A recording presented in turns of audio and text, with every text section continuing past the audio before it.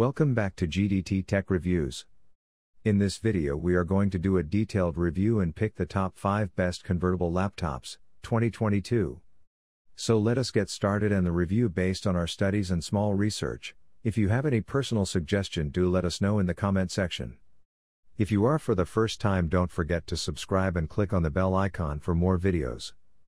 We will be also providing affiliates link to purchase from Amazon. Kindly use to for best offers and purchase from anywhere in the world. So let's get started.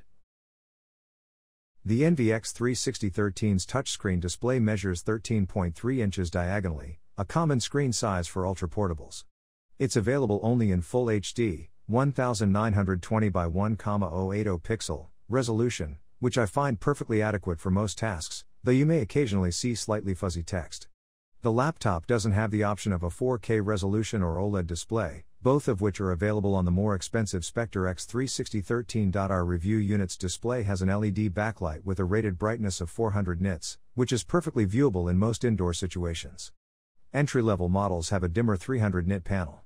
HP also offers the NVX 360 with a 1000 nit display with integrated privacy filter, though I've found that while such screens do block adjacent seat snoops, they're harder to read and will likely only appeal to people who frequently access sensitive data in tight quarters.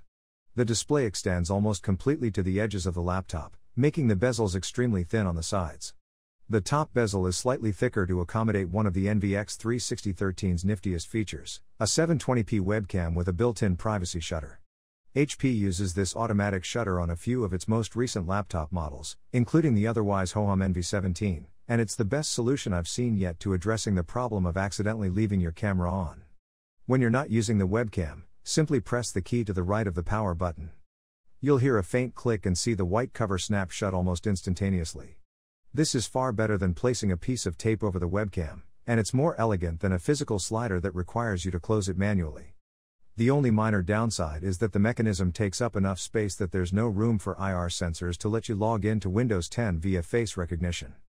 You can use the fingerprint reader mounted on the keyboard for password-less logins instead.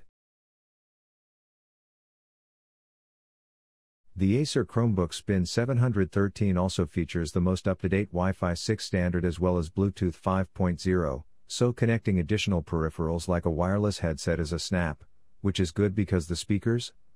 Not the best.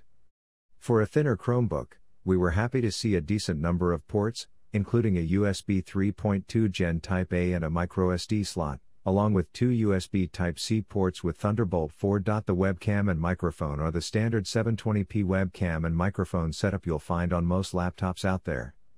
Hopefully we'll get better webcams one of these days, but probably not until we give up our obsession with razor-thin bezels. Unfortunately, there is no physical camera slide shutter on the webcam, which is always our preferred privacy solution. Speaking of, the bezels on the Chromebook Spin 713 are present, but not horrendous, other than the standard chin on very roughly 99.9% laptop displays in existence. Don't quote us on that, and the display was crisp and vibrant. Honestly, it took a 13.5-inch, 1504p display to remind us that Chrome OS actually has a very beautiful and elegant UI interface, and it really shines with the Chromebook Spin 713. The ACER Chromebook Spin 713 is Intel Evo certified, so it must pass certain performance and UX standards set by Intel, like fast startup in about a second, at least a 9-hour battery life, and additional security features. That's all well and good, and it is good, but the star of the show here is the Core i3 or Core i5 processor, depending on your model. Chrome OS can run very well on ARM-based chips, Intel Celeron processors, and other low-power hardware, but it absolutely flies on a full Core i5 1135G7 like the one in the unit we reviewed. What's more, the Chromebook Spin 713 has 8GB RAM and a 256GB PCI SSD, not EMP flash memory storage, so it all but pushes you to install and run local apps from the Google Play Store.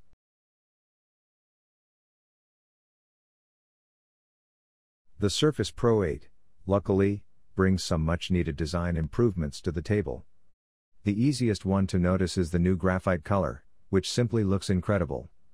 While it seems like Microsoft has been focusing on lighter shades for its devices in recent years, the darker colors with this year's lineup look incredible. The chassis is also refined, with more rounded edges, that seem much more comfortable to hold for long periods of time, rather than the flat sides with sharper corners. Bezels are also smaller than ever, and this is that final thing that makes the Surface Pro 8 look like an all-new device, rather than a relic from the early 2010s. It makes the screen look so much bigger, and makes the device look more premium than ever, which is good, because it's also more expensive than ever. The smaller bezels do more than just look good, though. They allow for an 11% larger display. The Surface Pro 8 now has a 13-inch Pixel Sense display with a resolution of 2880 by 1920. That's right in the middle of 1440p and 4K, but for a 13-inch display, it's absolutely gorgeous.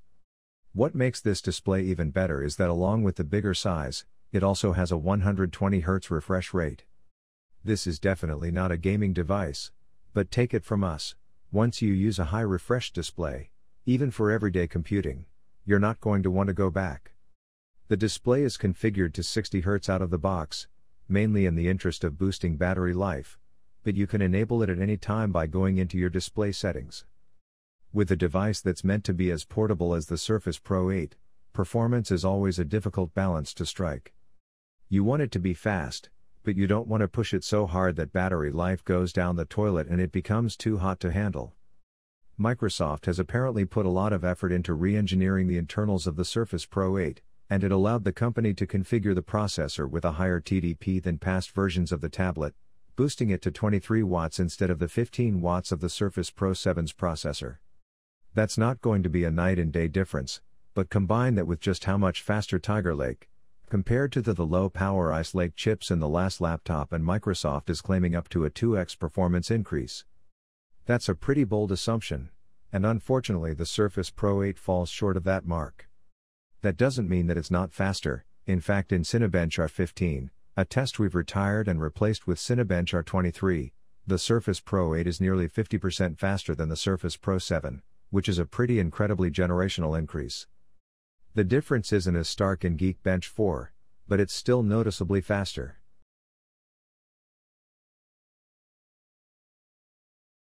The HP Spectre X360 14 arrives with a brushed metal design that's available in several color combinations.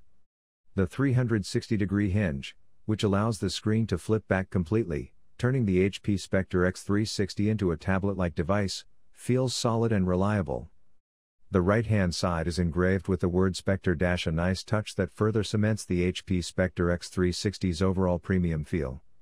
In terms of connections, you get an audio in jack and full-size USB port on the right. The inclusion of a full-size USB port is a nice touch for such a thin and light laptop, plus 2 USB-C ports, a microSD port and a physical webcam kill switch on the left. The latter allows you to turn off the webcam when it isn't in use. It's a great feature for people concerned about their privacy. It's definitely a big selling point, and that, along with the full-size USB port and microSD slot, show that it is possible for a thin and light laptop to incorporate multiple connections without compromising design. It certainly puts the 2 USB-C ports of the MacBook Air, M1, 2020, and MacBook Pro 13-inch to shame. Open up the HP Spectre X360 and you're presented with a bright and vibrant screen, surrounded by extremely thin bezels. This gives the device a modern look, while keeping the overall size of the laptop down. It's another case of a Windows 10 laptop looking more stylish than an Apple MacBook, something both HP and Intel will be pleased to learn, and is yet another reason for Apple to consider updating its MacBook designs.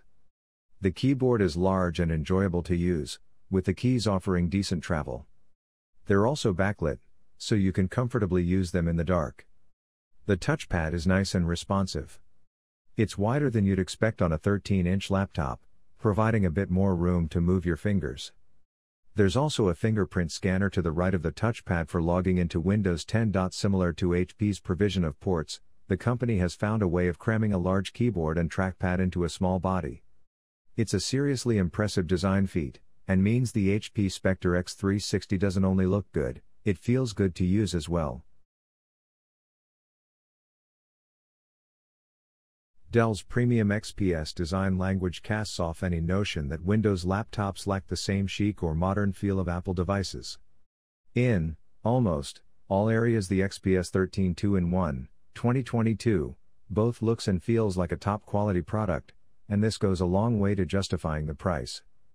We had more than a few people coo at the slim design. It's not as thin as a MacBook Air, but it does retain the same strikingly thin appearance. It feels strong but highly portable, making good use of every millimeter of space on the chassis.